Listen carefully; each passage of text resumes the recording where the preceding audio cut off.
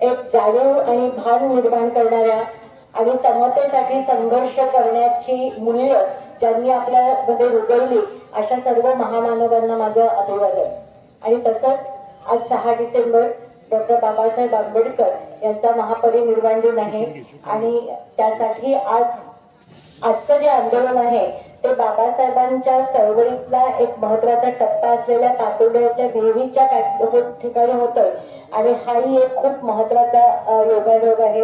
आपल्या सगळ्यांच्या वतीने महामानव डॉक्टर बाबासाहेब आंबेडकर यांना अभिवादन।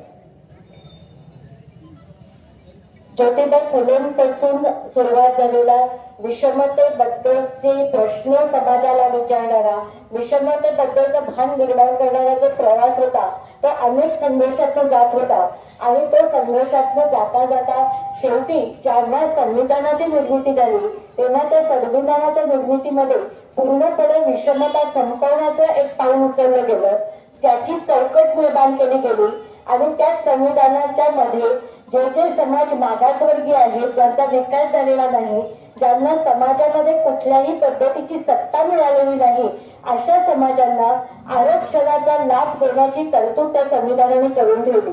आणि तेव्हापासून ज्या एका मागासवर्गीय समाजाच्या, दलित समाजातल्या, ज्यांना पूर्वी शूद्र किंवा अतिशूद्र म्हटलं जायचं, अशा समूहातल्या वेगवेगळ्या जातींना आपल्या सुरक्षिततेचा, आपल्या विकासाचा, आपल्याला हक्क मिळण्याचा आणि त्याच्याही पुढे जाऊन जातीवर आधारित व्यवसाय ही संपूर्णपणे सिस्टीम मोडून एका नवीन आधुनिक जगामध्ये प्रवेश करण्याचा जो मार्ग खुला झाला तो इथल्या आरक्षणामुळे झालाय।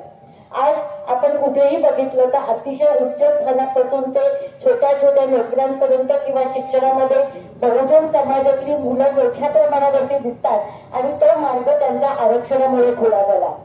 एका बाजूला आरक्षणामुळे हा मार्ग खुला झाला असताना त्याच्यामधल्या आरक्षणातल्या वेगवेगळ्या जातींमधली विकासाची असमानता, त्यातली थोडीशी विषमता आणि वेगवेगळ्या समाजांची झालेली वाटचाल ही सारख्याच पद्धतीने होत नाहीये हे सुद्धा भान तीव्रतेने यायला लागलं।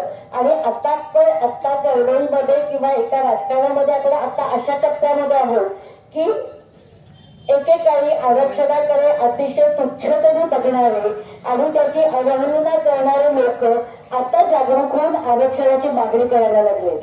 पण आरक्षणामुळे अनेक प्रकारची कोणती समाजाची फुटाळा मदत झाली आहे, एक वेगळे मार्ग मोकळे झाले आहेत, वेगवेगळ्या सत्तेच्या ठिकाणी पोहोचण्याच्या संधी निर्माण झालेल्या आहेत। मग ती सत्ता प्रशासकीय असो, ती सत्ता ज्ञानाची असो, ती सत्ता राजकारणाची असो किंवा सत्ता धर्मातून येणारी असो, पण ही सत्ता आम्हाला मिळाली पाहिजे। पण सत्ता असल्याशिवाय आम्ही आमच्या समाजाचे विकासाचे निर्णय स्वतः घेऊ शकत नाही हे भान अनेक समुदायांना यायला लागलंय। त्यामुळे दुर्दैवाने आपल्याला असं दिसतंय की एकाच परिस्थितीमध्ये कितपत असणारी, एकाच परिस्थितीचा संघर्ष करत असणारी अनेक लोक, अनेक समाज आज एकमेकांच्या विरोधात उभी राहत आहेत आणि त्याच्यात चर्चा सुरू झाली आहे। यातला एक महत्वाचा मुद्दा जो आता येतोय तो ओबीसी आरक्षणाच्या समूहाने येतोय आणि ओबीसी ही काही एक जिन्सी भाग नाहीये।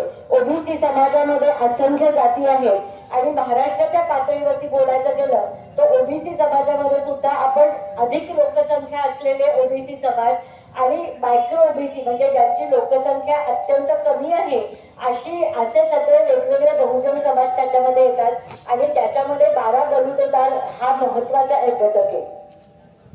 एकेकाळी गावगाड्याचा महत्वाचा भाग असलेला हे 12 बलुतेदार आहेत। एकेका गावामध्ये त्या वेगवेगळ्या समूहांची 2 किंवा 3 जास्तीत घरं होती आणि त्या घरांच्या शिवाय गावगाडा चालू शकत नव्हता असे हे सगळे 12 बलुतेदार समूह आहेत। मग त्याच्यामध्ये धोबी आहेत, न्हावी आहेत, चांभार आहेत, कुंभार आहेत, मातंग आहेत, कोळी आहेत, सोनार आहेत, शिंपी आहेत, हे अनेक समूह जे त्याच्यामध्ये होते त्यांच्यावरती गावाचा गाडा चालू होता आणि त्यांचीही उपजीविका त्याच्यावर होत होती।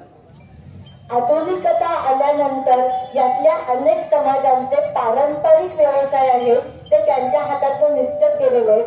ते पारंपरिक व्यवसाय त्यांच्या हातात राहिले नाही आणि विकासाची संधी सुद्धा त्यांच्यापर्यंत खूप उशिराने पोहोचली आहे। आणि ह्याच सगळ्या मुद्द्यांमधनं 12 बलुतेदारांच्या संघटना आणि विशेषतः 12 बलुतेदार मायक्रो ओबीसी एबीसी संघटनांनी आज इथे जो धरण्याचा कार्यक्रम घेतलेला आहे तो त्यांनी काही विशिष्ट मागण्या घेऊन घेतलेल्या आहे.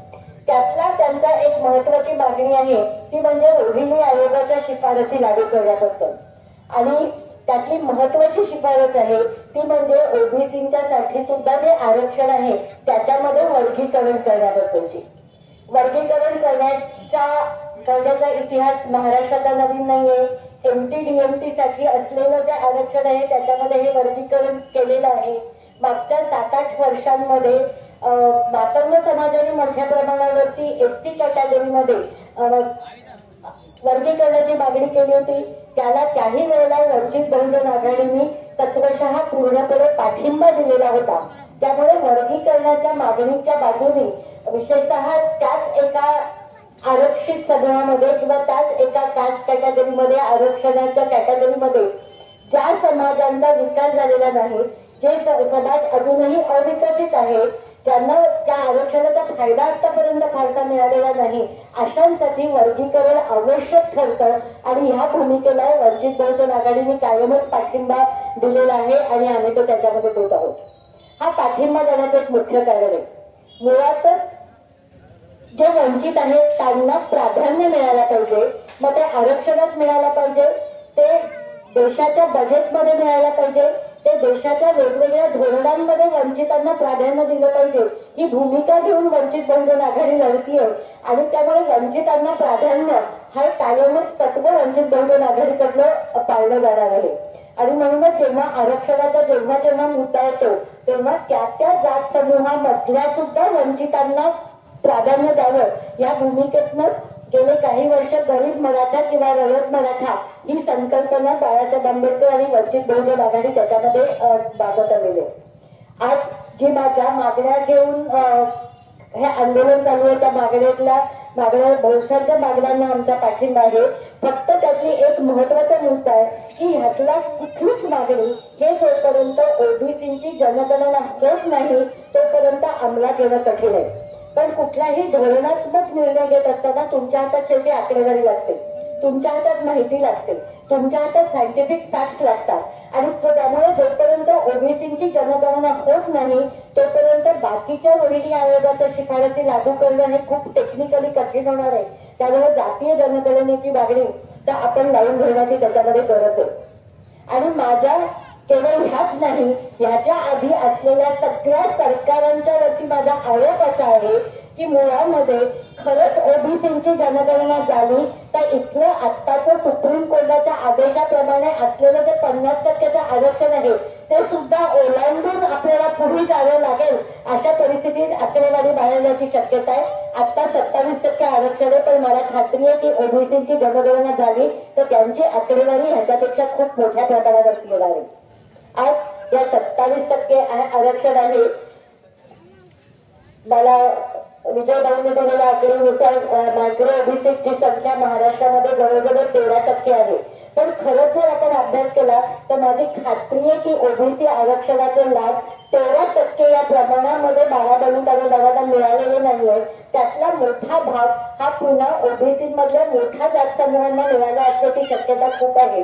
त्यामुळे मी या मागणीमध्ये अशी पण एक विनंती करतो की आपण एक सरकारला विनंती करावी की खरंच आरक्षणाचा लाभ 12 बलुतेदारांपर्यंत किती पोहोचलेला आहे याचं एक स्टॅटिस्टिकल माहिती करावी किंवा सरकारचं जे सगळी आरोग्य सगळी रिसर्च युनिट्स आहेत त्यांनी ह्याच्याबद्दलचा सुद्धा एक काहीतरी रिसर्च बाहेर काढावा अशी पण मला सूचना करावीशी वाटते.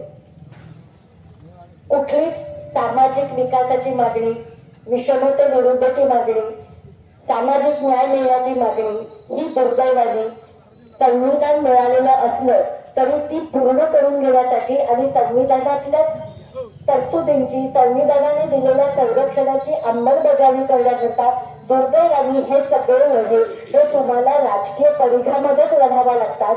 पण जोपर्यंत राजकीय ताकद निर्माण होत नाही जोपर्यंत तुमचं अस्तित्व निर्माण होत नाही तोपर्यंत इथला समाज इथले सत्ताधारी निर्णय घेणार नाहीत आणि तुमच्या मागण्या लावून धरणार नाहीत हे इथे सत्य आहे.